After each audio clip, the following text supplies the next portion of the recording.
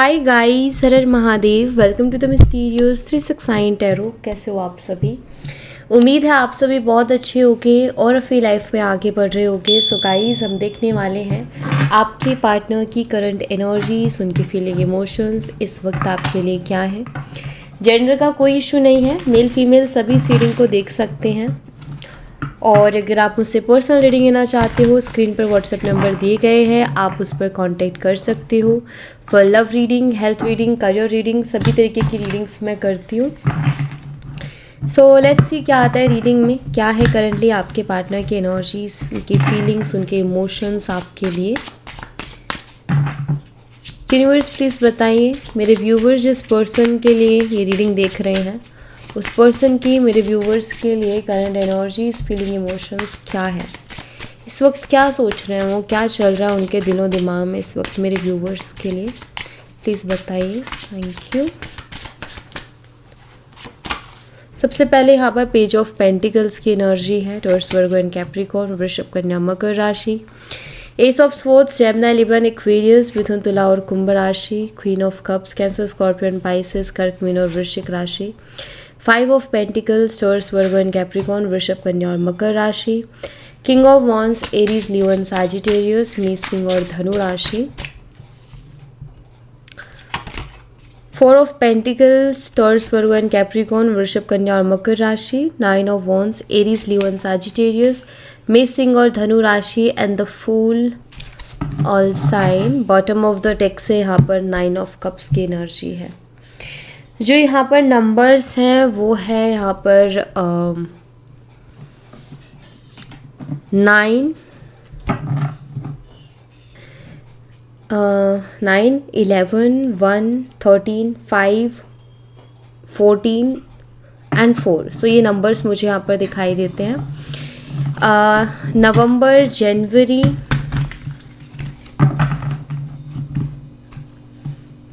अप्रैल, मई, सितंबर, ये मुझे मंथ्स यहाँ पर दिखाई देते हैं। लेट्स सी, मैं आपकी एनर्जीज भी देखूंगी। मेरे व्यूवर्स की एनर्जीज क्या है यूनिवर्स प्लीज़ बताइए। मेरे व्यूवर्स की एनर्जीज क्या है प्लीज़ बताइए।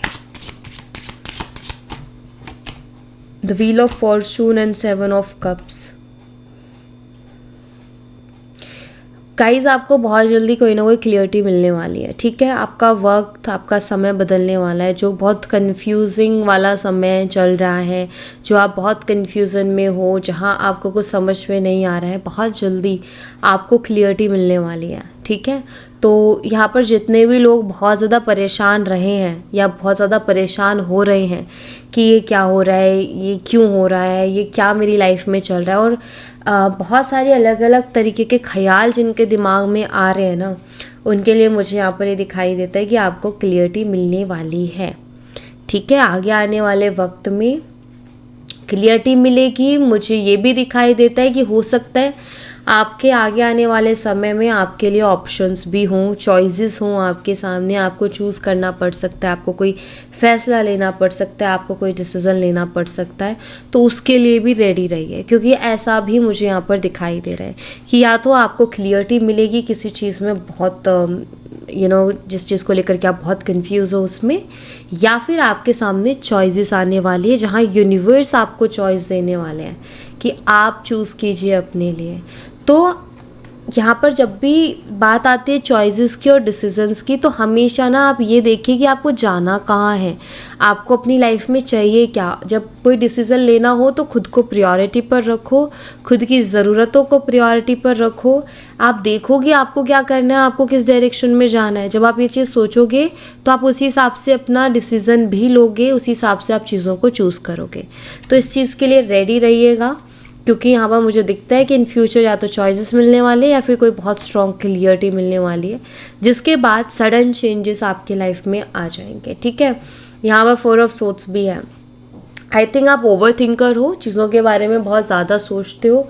तो डेफिनेटली एक जो है क्लियरिटी आप चाहते ही हो, मुझे ये भी दिखाई देता है। या तो आपके दिमाग में बहुत सी चीज़ें चल रही है जिसमें से आप किसी एक चीज़ को चूज़ नहीं कर पा रहे हो, कोई एक डायरेक्शन चूज़ नहीं कर पा रहे हो।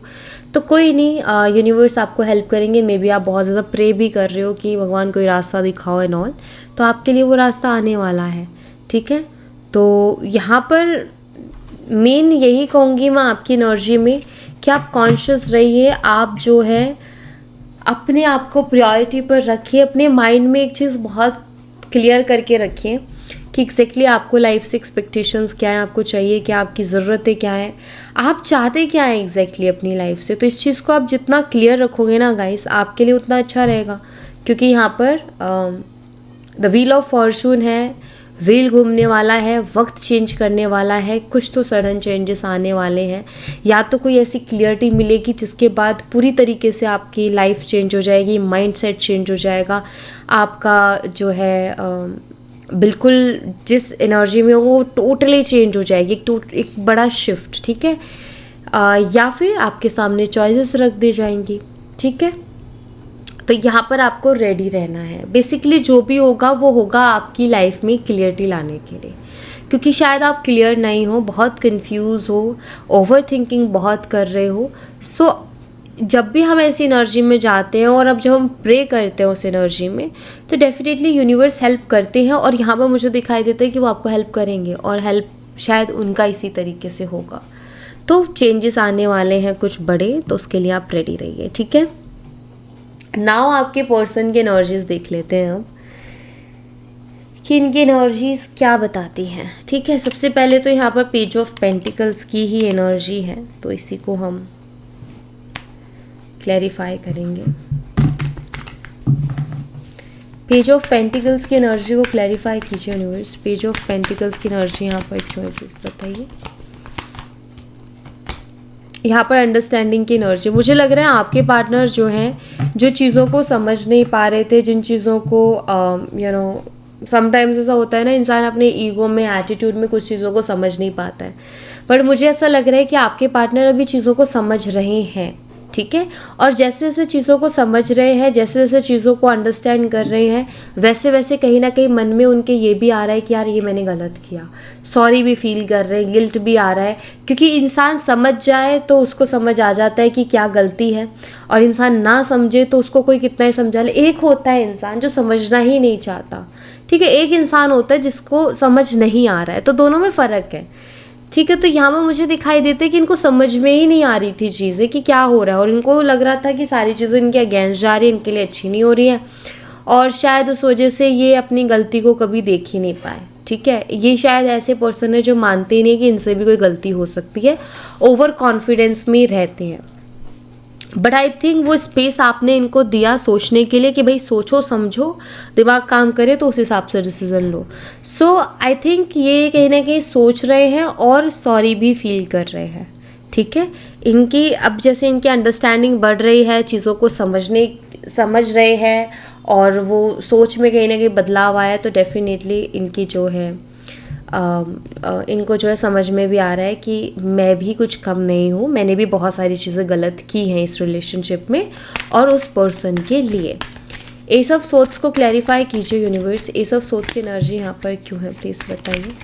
समटाइम्स ऐसा होता है ना रिलेशनशिप में कि समझ ही नहीं आता है कि क्या बात है जिसको लेकर के हमारे बीच में प्रॉब्लम्स हो रही है। समटाइम्स ऐसा होता है कि पता ही नहीं क्या हो रही है, एक दूसरे से चिढ़े बैठे हैं, चिड़चिड़ के बातें कर रहे हैं।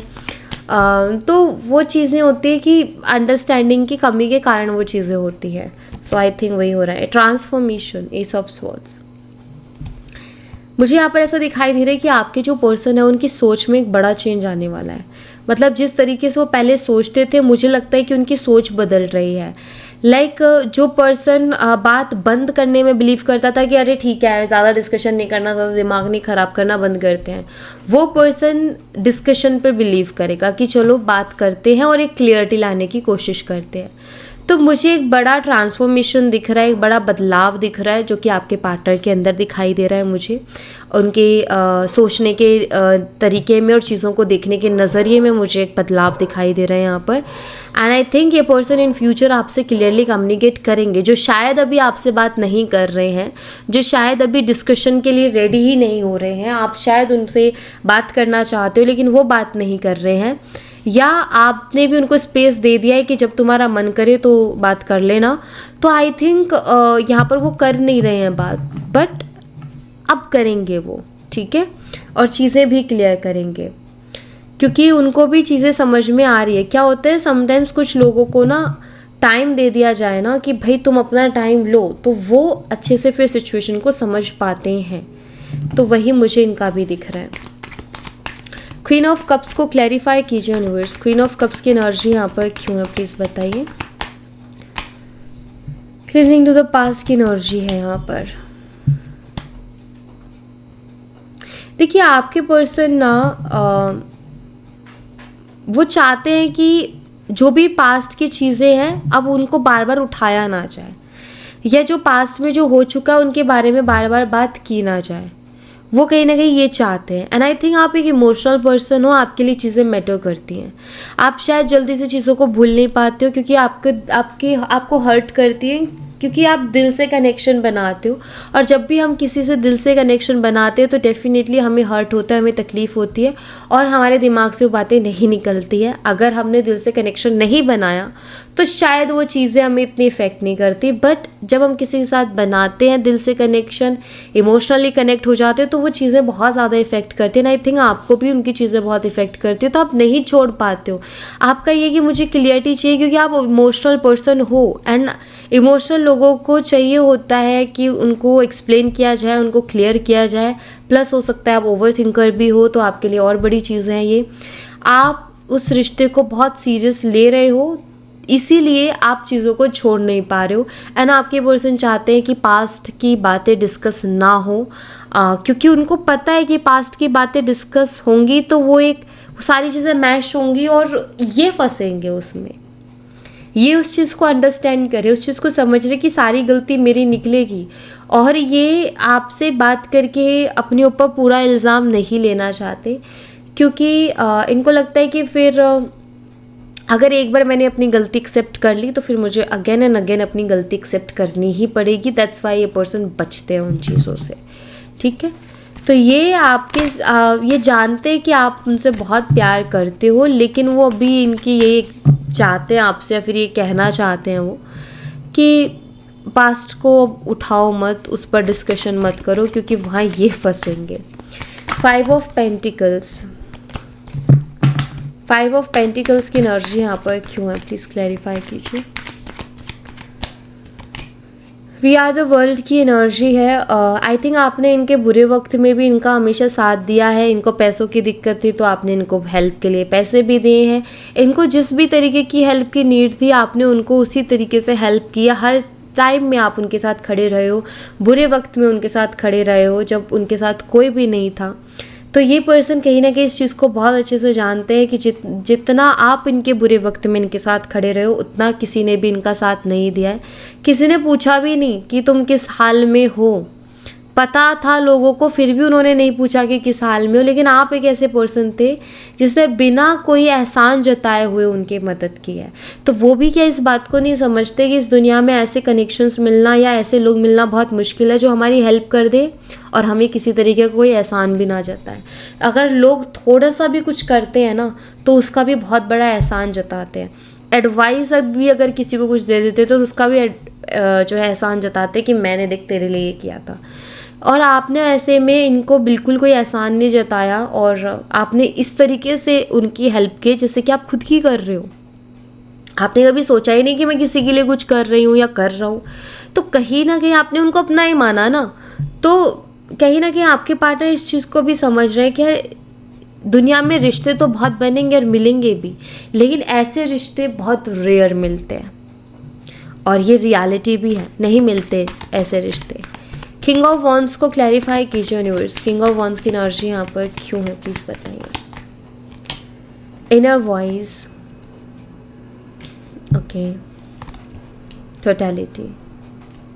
देखिए इनकी इनर वॉइस, इनके अंतर आत्मा किंग ऑफ वॉन्ड्स है, जो कि मुझे बताता है कि इन कहीं ना कहीं पर्सन ईगोस्टिक हैं, ज़िद्दी भी हैं ये पर्सन, गुस्सा भी बड़ी जल्दी से इंसान को आ जाता है और गुस्से में फिर ये कुछ भी करते हैं, इनका काबू नहीं रहता फिर गुस्से में। गुस्से में इनके ज़ुबान पर काबू नहीं होता, गुस्से में इनका अपने एक्शन पर काबू नहीं होता है, और शायद इस बात को ये बहुत अच्छे से जानते भी हैं। इनर वॉइस का कार्ड यहाँ पर ये बताता है कि इंट्यूशन सबके पास होती है और इनके पास भी, इंट्यूशन हमेशा इंसान को सही चीज़ बताती है। तो यहाँ पर इनकी इंट्यूशन भी कहती है कि तुम्हारे लिए उसका साथ बहुत ज़रूरी है।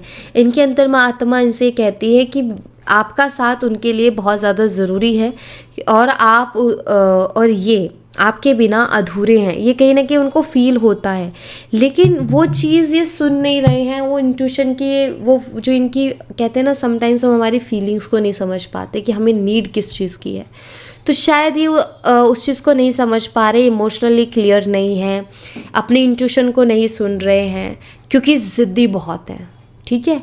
लेकिन ये चीज़ तो बहुत अच्छे से जानते हैं कि आपने उनके लिए बहुत कुछ किया है, ये चीज़ वो बहुत अच्छे से जानते हैं, बट ये फीलिंग आई थिंक अभी भी वो अपने ज़िद में एक्सेप्ट नहीं कर रहे कि वो आपके बिना अधूरे हैं। और जिस ये क्या है अधूरा और पूरा, ये मेरे कहने का मतलब ये है कि जब वो आपके साथ होते हैं तो उनको लाइफ कंप्लीट लगती है, और जब आप उनके साथ नहीं होते हो तो ऐसा लगता है कि लाइफ में कुछ कमी है, किसी चीज़ की कमी है। तो शायद वो महसूस तो करते हैं बट उसको एक्सेप्ट नहीं कर रहे हैं क्योंकि ज़िद्दी हैं, ठीक है। 4 ऑफ पेंटिकल्स को क्लैरिफाई कीजिए यूनिवर्स, 4 ऑफ पेंटिकल्स यहाँ पर क्यों है प्लीज़ बताइए। यहाँ पर फाइटिंग की एनर्जी है और मुझे ऐसा लग रहा है कि ये पर्सन खुद से फाइट कर रहे हैं। और मैं ऐसा क्यों बोल रही हूँ कि खुद से फाइट कर रहे हैं, क्योंकि 4 ऑफ पेंटिकल ये अपनी फीलिंग्स को दबाने की, छुपाने की कोशिश कर रहे हैं, क्योंकि इनको लगता है कि अगर मैंने शो कर दी तो ये मैं बहुत कमज़ोर दिखूंगा। दैट्स वाई ये पर्सन अपने इमोशंस, अपनी फीलिंग्स को आपसे छुपा रहे हैं, जैसे बोलना नहीं चाहते, बताना नहीं चाहते कि आपके बारे में सोचते हैं, आपको याद करते हैं, ये चीज़ें छुपाने की कोशिश कर रहे हैं। और जब भी इंसान खुद की भावनाओं को छुपाने की कोशिश करता है या खुद के इमोशंस को कंट्रोल करने की कोशिश करता है तो उसको खुद से लड़ना पड़ता है, क्योंकि उसके खुद के इमोशंस से उसको लड़ना पड़ता है। अब जैसे मैं आपसे कहूँ कि आप कंट्रोल कीजिए अपने इमोशंस पर, क्योंकि आप चाहते हो कि वो पर्सन रियलाइज़ करे, तो आप अपने इमोशंस पर कंट्रोल कीजिए। अब आप उनसे बहुत प्यार करते हो, अब आपके लिए वो कंट्रोल करना यानी कि खुद से फाइट करना है, कि आप उनको याद करने से बच रहे हो, यानी कि आपको याद तो आ रही है लेकिन आप अपना माइंड कहीं और लगा रहे हो, एंड आपका ये कि नहीं मुझे याद नहीं करना, तो आप खुद से ही तो फाइट कर रहे हो। तो कहीं ना कहीं आपके पर्सन भी अपने इमोशंस के साथ फाइट कर रहे हैं, क्योंकि वो बहुत ज़्यादा खुद को कंट्रोल करने की कोशिश कर रहे हैं। 9 ऑफ वॉन्ड्स को क्लैरिफाई कीजिए यूनिवर्स, लेकिन इमोशनली इंसान ज़्यादा देर या ज़्यादा टाइम तक कंट्रोल नहीं कर सकता, ये भी हकीकत है। 9 ऑफ वॉन्ड्स एंड फ्लावरिंग की एनर्जी है। देखिए आपका ऑरा इनको हमेशा अपनी तरफ अट्रैक्ट करता है और अभी भी कर रहा है, ठीक है। ऑरा कहीं ना कहीं इंसान दिल से कैसा है उस पर भी डिपेंड करता है। देखो ऑरा मेरे अकॉर्डिंग, ऑरा आप क्या बोलते हो, आप क्या देखते हो, आप क्या सुनते हो, आप क्या कंज्यूम कर रहे हो, और आपकी थॉट प्रोसेस क्या है, जो आप सोच रहे हो, मेरे ख्याल से वो चीज़ें बहुत मैटर करती हैं, ठीक है। आप इंसान कैसे हो, वो चीज़ें आपके ऑरा को शाइन करती है। अगर आप पॉजिटिव थिंकिंग रखते हो, आप अच्छा बोलते हो, अच्छा देखते हो, अच्छा सुनते हो, अच्छे कंटेंट को आप कंज्यूम करते हो, तो आपका ऑरा ऑटोमेटिकली शाइन करेगा, क्योंकि आप एक अच्छे इंसान बन रहे हो। आपके मन में किसी के लिए जेलस नहीं है, किसी के लिए रिवेंज की फीलिंग नहीं है कि मुझे तुझसे बदला लेना है एंड ऑल। आप सिर्फ अपने ऊपर फोकस कर रहे हो, तो आपका ऑरा ऑटोमेटिकली शाइन करेगा। एंड आई थिंक आप ऐसे ही पर्सन हो। इवन मैंने जैसे बोला, आपके अंदर शायद ये भी बात है कि आप किसी की हेल्प करते हो तो आप उसको एहसान नहीं करते। आपका ये कि मैंने मेरी हेल्प की, बाकी तुम जानो, तुम्हारी पर्सनैलिटी तुम जानो, बट मेरी पर्सनैलिटी है कि हेल्प करने के बाद मेरा ये है कि मैं जताती नहीं, प्लस मैं एक्सपेक्ट भी नहीं करती कि कोई करे, राइट। तो ये भी तो आपके ऑरा को शाइन कर रहा है ना, क्योंकि इसके लिए भी बहुत स्ट्रांग होना पड़ता है इंसान को। तो कहीं ना कहीं आपका ऑरा बहुत स्ट्रांग एंड पॉजिटिव है और ये इनको अट्रैक्ट करता है आपकी तरफ। और यही रीज़न है कि इनकी लाइफ में बहुत से लोग आते हैं, बट और शायद हैं भी, लेकिन ये अब उनमें इंटरेस्टेड नहीं है, इनको सिर्फ आप में इंटरेस्टेड है। इनको सिर्फ आप में इंटरेस्ट है। रीज़न कि आपका ऑरा इनको अट्रैक्ट करता है, आपका ऑरा है उतना पॉजिटिव, आप हो उतने इंटरेस्टिंग पर्सन। ऐसे इंसान से कोई क्यों नहीं प्यार करेगा, ये जो जिसके ये इस तरीके की सोच हो या जो पॉजिटिव हो। तो कहीं ना कहीं आप ये मानो कि आप खुद की वैल्यू करो पहले तो, कि आप एक अच्छे इंसान हो। आप पहले तो खुद को ये बात बोलो कि मैं एक अच्छा इंसान हूँ, और खुद को खुद ही शाबाशी दो। आप दूसरे के इंतज़ार मत करो कि कोई आके ये बोले कि ये इंसान बहुत अच्छा है। आप खुद जानो इस बात को कि आप बहुत अच्छे हो, इससे आपकी एनर्जीज और भी अच्छी होंगी। द फुल एनर्जी को क्लैरिफाई कीजिए यूनिवर्स, द फुल एनर्जी यहाँ पर क्यों है प्लीज़ बताइए। यहाँ पर ट्रस्ट की एनर्जी है।